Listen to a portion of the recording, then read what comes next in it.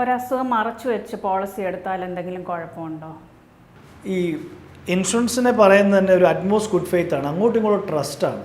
ഒരു കാരണവശാലും ഒന്നും മറച്ചു വെച്ച് നമ്മൾ ഇൻഷുറൻസ് എടുക്കരുതെന്ന് ഉള്ള അഭിപ്രായക്കാരനാണ് ഞാൻ. അതിനെ ഒരിക്കലും അതിന് കൂട്ടു നിൽക്കുന്ന ഒരാളുമല്ല. നമ്മുടെ അസുഖങ്ങൾ പറഞ്ഞിട്ട് അവർ പോളിസി തരുവാണെങ്കിൽ മതിയെന്നില്ല, ഈ പോളിസി എടുക്കണ്ട. ഒരു പോളിസി എടുക്കാൻ വേണ്ടി നമ്മൾ അസുഖങ്ങൾ മറച്ചു വെച്ച് പോളിസി എടുത്താലുള്ളൊരു പ്രശ്നം, ഒന്ന്, ഇത് ഏതെങ്കിലും സാഹചര്യത്തിൽ ഒരു സാഹചര്യം പറയുകയാണെങ്കിൽ ഇങ്ങനെ പറയാം, ഞാനിപ്പോൾ അഡ്മിറ്റാവും, എനിക്ക് BP ഉണ്ട്, ഞാൻ അഡ്മിറ്റായി, എനിക്ക് ബോധമില്ലാതെയാണ് ഞാൻ ഹോസ്പിറ്റലിൽ ചെല്ലുന്നത്. അപ്പോൾ എൻ്റെ കൂടെ ഉണ്ടായിരുന്ന ബൈസ്റ്റാൻഡറിന് അറിയാം എനിക്ക് BP ഉണ്ട്, പക്ഷേ ഞാൻ BP മറച്ചു വെച്ചിട്ടുമുണ്ട്, കമ്പനിയോട് ഞാൻ പറഞ്ഞിട്ടുമില്ല. ബൈസ്റ്റാൻഡർ ഓൾറെഡി പറയുകയാണ് ഈ വ്യക്തി BPക്ക് മരുന്ന് കഴിക്കുന്നതാണ്, ഇത്ര വർഷമായിട്ട് മരുന്ന് കഴിക്കുന്നതാണ്, ഓട്ടോമാറ്റിക്കലി ഡോക്ടർ അത് റെക്കോർഡ് ചെയ്യും. ഈ പറയുന്ന ഡയഗ്നോസ് റിപ്പോർട്ടാണ് നേരെ കമ്പനി അണ്ടർറൈറ്റേഴ്സിന് എടുത്തത്. അണ്ടർറൈറ്റേഴ്സ് എന്ന് പറഞ്ഞാൽ അവിടെ ഇരിക്കുന്ന ഡോക്ടേഴ്സും. അപ്പോൾ അവർ നമ്മുടെ പ്രപ്പോസൽ വെച്ച് നോക്കും, ഇവൻ നേരത്തെ പറഞ്ഞിട്ടുണ്ടോ, ഇല്ല.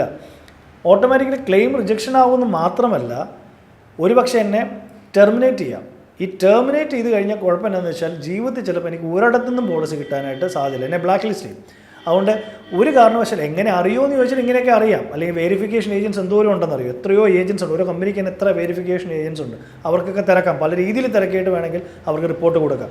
ഒരു ചെറിയ അസുഖമാണ് അവർ തിരക്കത്തിലായിരിക്കും, പക്ഷേ വലിയ ക്ലെയിം വന്നാൽ അവർ നിർബന്ധമായിട്ട് ഈ പറയുന്ന വെരിഫൈ ചെയ്യാനുള്ള ബാധ്യത അവർക്കുണ്ട്.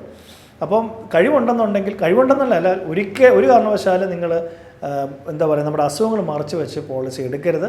എടുത്താൽ അത് വളരെ ദോഷമായിട്ട് നാളെ ഭവിക്കും. അങ്ങനെ ഭവിക്കാതിരിക്കട്ടെ. അതുകൊണ്ട് നിർബന്ധമായിട്ട് നിങ്ങൾ നിങ്ങളുടെ അസുഖം റിവീൽ ചെയ്തിരിക്കണം.